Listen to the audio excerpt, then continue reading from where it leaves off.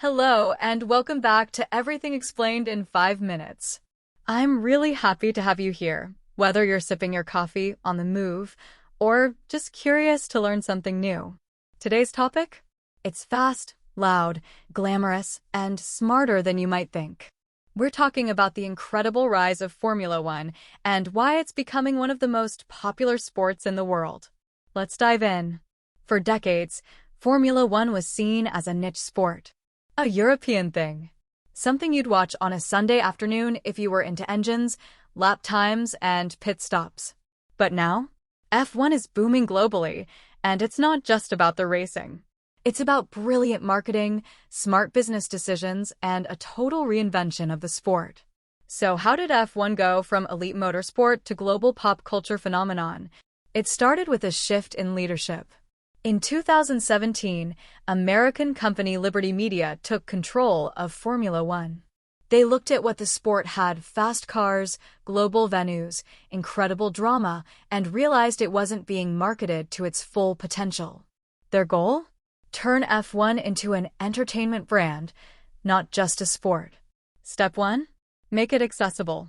F1 had a reputation for being exclusive, technical, even a little cold. So Liberty focused on bringing fans closer. They improved social media. They opened up garage access for cameras. They added real-time data and team radio to the broadcasts.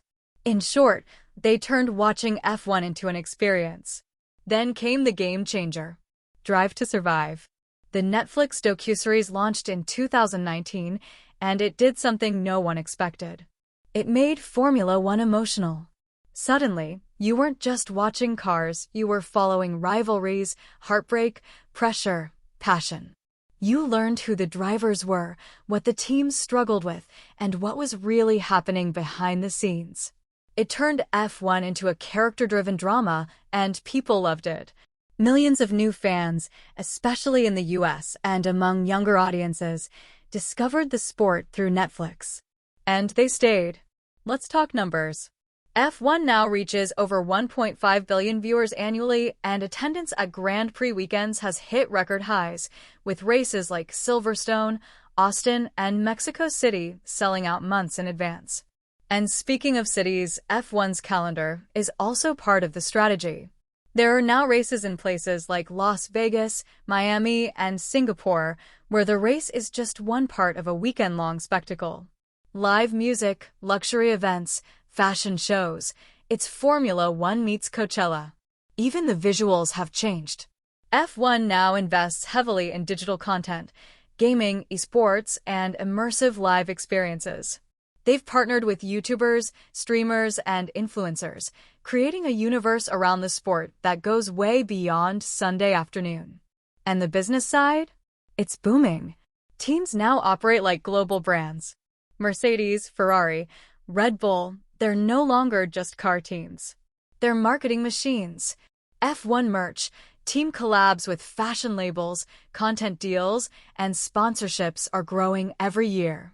Even the drivers, think Lewis Hamilton, Charles Leclerc, or Lando Norris, have become cultural icons, with millions of followers and partnerships across industries. Of course, none of this would matter if the racing wasn't good. And F1 has worked on that too.